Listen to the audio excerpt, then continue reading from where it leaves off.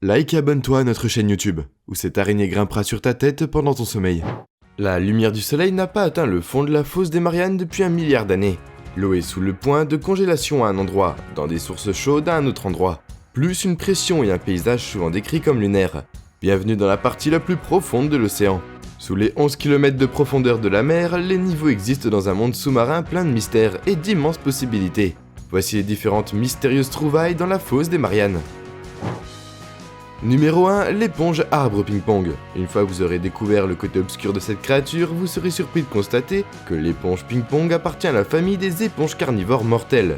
Cette créature n'est pas ce à quoi on pourrait s'attendre, elle vit dans les déserts des profondeurs de l'océan. Cette espèce particulière d'éponge peut être à des profondeurs de près de 4 km.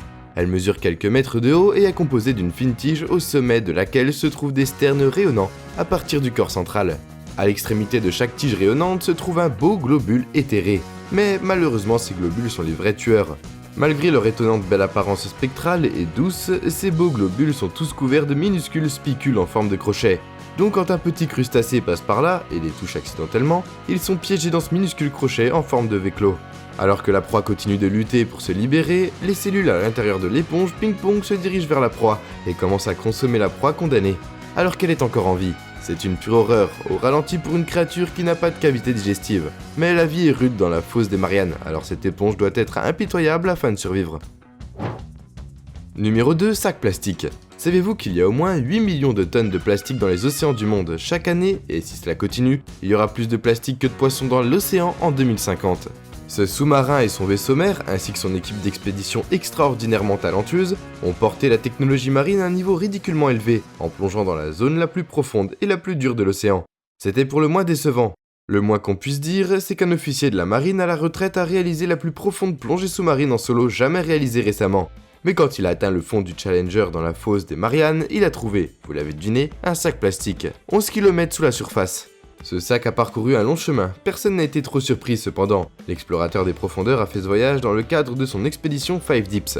Il a sillonné tous les fonds marins à la recherche de différentes espèces sauvages de formations géologiques potentiellement uniques, de roches, d'objets fabriqués par l'homme et essayant de voir s'il y a un endroit encore plus profond que celui des autres explorations, remonté jusqu'en 1960. Et ce chercheur n'est pas la première personne à trouver du plastique au fond de la tranchée la plus profonde de l'océan. Les recherches ont découvert au moins 3000 morceaux de déchets dans la fosse.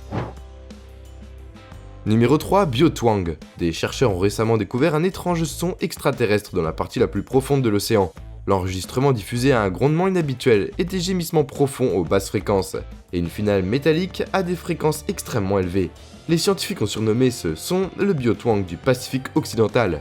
Les chercheurs ont enregistré la cause en utilisant des planeurs océaniques acoustiques passifs et ces navires autonomes peuvent voyager pendant des mois à des profondeurs extrêmes de plus de 30 000 pieds, soit environ 10 km. Quant à ce bruit biologique, l'appel dure entre 2 secondes et demie et 3 secondes et demie. Après de nombreuses spéculations, les scientifiques ont identifié le cri comme un son produit par des petits rorquals nains. Biotwang est typique des baleines à fanon. Elles produisent un groupe d'appels spécifique à une région, notamment les baleines à fanon dans le Pacifique Nord et les basses fréquences dans l'Atlantique. Cependant, les scientifiques ne savent pas vraiment sur la distribution des baleines de mink. Numéro 4, chute de baleine. Vous n'en avez jamais entendu parler ? En résumé, c'est juste une partie du cercle de la vie si vous êtes une baleine. Une chute de baleine se produit lorsque la carcasse d'une baleine est tombée dans le fond de l'océan à une profondeur supérieure à 1,5 km. Mais il y a un bon côté à cela. Au fond de l'océan, ces carcasses peuvent créer des écosystèmes complexes et localisés, qui fournissent de la nourriture aux organismes des profondeurs pendant des décennies.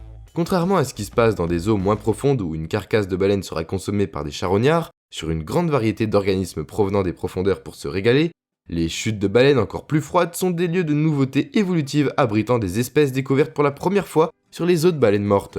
Ces espèces se sont adaptées pour vivre dans l'environnement extrême des profondeurs, une région froide où règne une immense pression et une obscurité intense. La plupart des créatures se nourrissent de matière morte et de matière en décomposition qui tombe de la surface, formant de la neige marine. Numéro 5, volcan en eau profonde. Les experts savent que la plupart de l'activité volcanique mondiale se déroule en fait dans l'océan, mais la plupart d'entre elles sont non détectées et non vues. Mais l'activité volcanique n'est pas inattendue ni même rare. L'étude de cette activité n'est pas facile, mais les scientifiques ont trouvé quelque chose de rare et merveilleux au bord de la fosse des Mariannes. Un volcan sous-marin a connu une éruption massive, crachant du magma en fusion dans l'océan environnant, et encore plus spectaculairement à une profondeur de 3,5 km. C'est la plus profonde éruption volcanique jamais observée sur Terre. Alors que le magma incroyablement chaud rencontre l'eau, il commence à se refroidir rapidement. Le résultat est un vaste champ de verre volcanique. Ce grand champ de verre organique atteint 7,5 km sous la mer. Les tremblements de terre associés au volcanisme sont généralement petits, et la plupart des instruments se trouvent loin sur Terre. Beaucoup de ces zones sont profondes et ne laissent pas d'indices à la surface, ce qui rend les éruptions sous-marines très mystérieuses. Numéro 6, les réalisateurs d'Hollywood. À presque 7 km sous la surface de l'eau, la fosse des Mariannes est l'endroit le plus profond de l'océan de la Terre.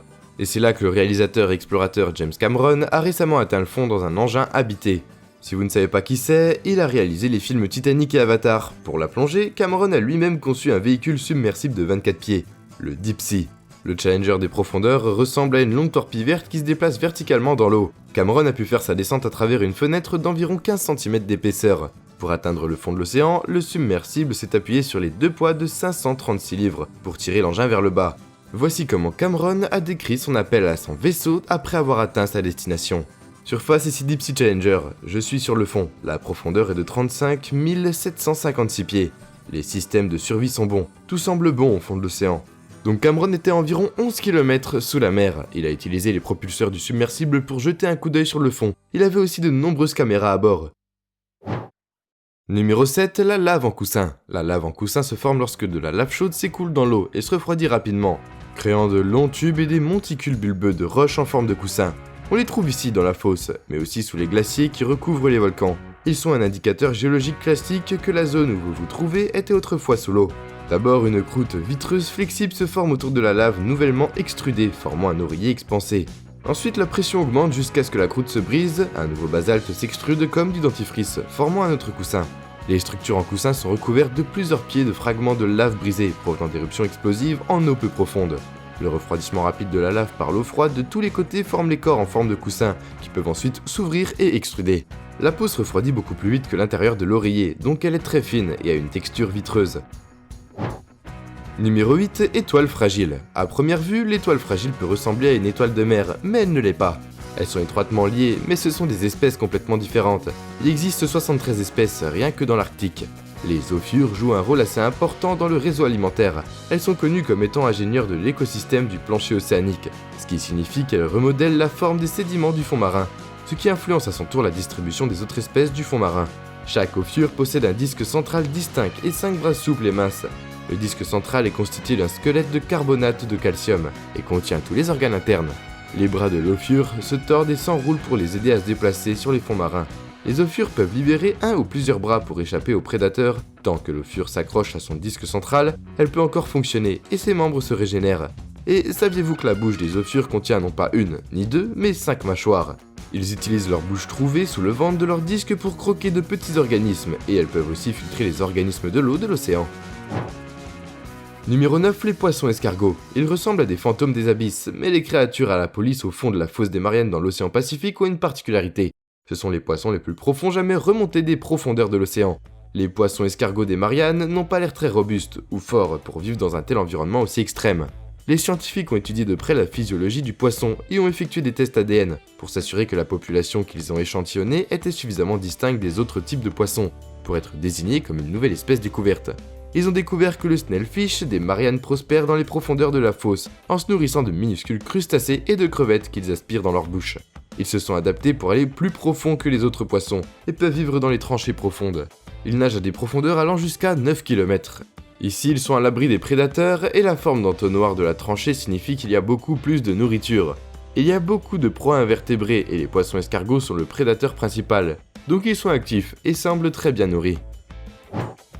Numéro 10, le calmar vampire. On pourrait s'attendre à ce que le calmar vampire soit un prédateur redoutable, qui terrorise les profondeurs. Mais ce n'est pas le cas. Il se nourrit de particules dérivantes appelées neige marine, en utilisant de longs filaments collants. Ça ne semble pas être beaucoup de nourriture pour alimenter un céphalopode de 30 cm de long, mais c'est suffisant pour son mode de vie lent. Dans une eau sombre et pauvre en oxygène, avec peu de prédateurs. Mais croyez-le ou non, il ressemble aux deux. Le calmar vampire n'est ni un calmar, ni une pieuvre, cependant, son nom scientifique signifie le vampire de l'enfer. Il est clair que celui qui a donné son nom à cet animal marin avait le sens de l'humour. Et lorsqu'il est dérangé, le calamar vampire inverse sa cape en montrant de grandes épines qui tapissent le dessous de ses bras. Le calmar vampire peut littéralement se retourner et éviter les prédateurs. Mais contrairement aux calamars et aux pieuvres des eaux peu profondes, Ces créatures n'expulsent pas d'encre noire pour échapper aux attaques dans l'obscurité de la tranchée. L'encre noire ou violette foncée ne serait pas efficace. Au contraire, le calamar vampire expulse une substance incolore qui contient de nombreuses particules de lumière, produisant de la lumière. Numéro 11, Méduse stygia. À ce jour, on ne sait presque rien de cet animal rarement rencontré, mis à part des comptes rendus détaillés de sa description physique et de rares observations. Cette gelée fantomatique est officieusement connue comme le gardien du monde souterrain, et malgré sa taille, elle est rarement prise en photo. Et on en sait peu sur son écologie et son comportement. Ces longues structures que vous voyez dans la vidéo ne sont pas des tentacules urticantes, comme on pourrait l'imaginer. Leurs bras oraux sont des masses de tissus spongieux, généralement utilisés pour se nourrir. Les larges bras en forme de rideau sont peut-être une adaptation qui augmente les chances d'attraper leur prochain repas. On pense que les gelées utilisent ces bras pour envelopper une proie sans méfiance, mais ne vous inquiétez pas, ils ne mangent pas les humains. Généralement supposé que les proies sont difficiles à localiser dans les profondeurs de la mer, et que les prédateurs ont développé des moyens extraordinaires pour garder une emprise sur une proie lorsqu'ils la rencontrent. Il mange du plancton et des petits poissons. Sa coloration rouge l'aide à rester hors de vue sur la toile de fond noir des mers profondes. Numéro 12, Poisson hachette. Vous n'aurez probablement pas ces types dans votre aquarium, à la maison, même si on peut les trouver dans tous les grands océans. Ici dans la tranchée, il n'y a pas assez de lumière, donc le poisson hachette a une très bonne paire d'yeux. Il pointe même vers le haut dans une certaine mesure, pour qu'il puisse regarder vers le ciel et absorber autant de lumière que possible. Les proies telles que les petits crustacés et les poissons peuvent être repérés par l'ombre qu'elles projettent. Et il utilise ces silhouettes pour trouver ses proies, et ces petites bêtes ont une autre astuce qui les rend d'autant plus fantomatiques. Son corps argenté brillant et fin est hautement poli, et reflète la moindre lumière ambiante, et constitue un camouflage surprenant dans les eaux sombres et profondes. Ses organes lumineux soulignant son corps sont appelés photophores. Leur face inférieure est couverte d'organes bioluminescents qui peuvent émettre une lumière bleue, d'une intensité telle que le poisson disparaît dans le crépuscule environnant. Numéro 13, le ver de calamar. Ce ver bizarre nageant librement et possédant jusqu'à 10 membres semblables à ceux d'un calamar, est l'une des nombreuses découvertes étranges qui attendent les scientifiques dans les vastes espaces largement inexplorés de la tranchée. Le ver de calmar a été découvert à l'aide d'un robot sous-marin télécommandé. Il est tout comme un ver de terre, mais son apparence est bien plus étrange. Le corps aplati de l'animal visqueux fait environ 10 cm de long. Il possède 25 paires ou plus de paires de palettes blanches translucides disposées sur ses côtés pour nager et jusqu'à 10 appendices fragiles en forme de tentacules à sa tête, qui sont de la même longueur que son corps au plus. La créature n'a pas d'yeux. Pour se déplacer, elle s'appuie sur des organes frisés sur sa tête, pour sentir et ce qui semble être des structures aux extrémités de ses appendices spécialisées pour le toucher ou l'odorat. Numéro 14, Tunicier prédateur. La plupart des thons ont une vie relaxante, aspirant l'eau et filtrant le plancton. Mais pas cette créature marine. Cette acidie est unique pour son style d'alimentation. Alors que les autres tourniquets se nourrissent par filtration, le tunicier prédateur attend qu'une délicieuse vie marine minuscule nage par là. C'est une grande bouche sur une tige comme une marionnette affamée. Quand les petites créatures s'y aventurent, la grande bouche se referme. Une fois qu'elles ont aspiré leur nourriture, elles referment le piège et en attendent d'autres. Cette stratégie permet à l'acidie prédatrice de manger des petites proies qui pourraient être juste au-dessus du plancher océanique. Le minuscule crustacé peut sembler peu de choses pour nous, mais comparé aux organismes microscopiques qui constituent la nourriture de leurs cousins des eaux, un petit repas que nous pouvons voir est un vrai festin.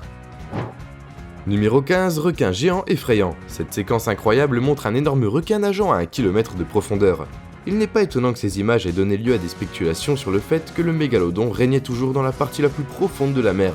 Et si vous ne le saviez pas, non seulement le mégalodon était le plus grand requin du monde, mais il était aussi également l'un des plus grands poissons ayant jamais existé. Il atteint entre 12 et 18 mètres de long, 3 fois plus long que le plus grand requin blanc enregistré. Sa mâchoire s'étendait jusqu'à 3 mètres de large, suffisamment grande pour avaler 2 personnes adultes côte à côte. Et pendant des millions d'années, il a dominé l'océan. Le mégalodon pourrait-il se cacher dans les endroits les plus profonds de la mer, même aujourd'hui, bien qu'il s'est éteint il y a environ 2,6 millions d'années.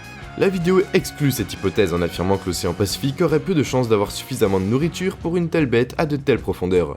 De plus, ce requin était initialement supposé mesurant 18 mètres de long. Il s'agissait en fait d'un requin à 6 écailles qui peut atteindre 25 pieds.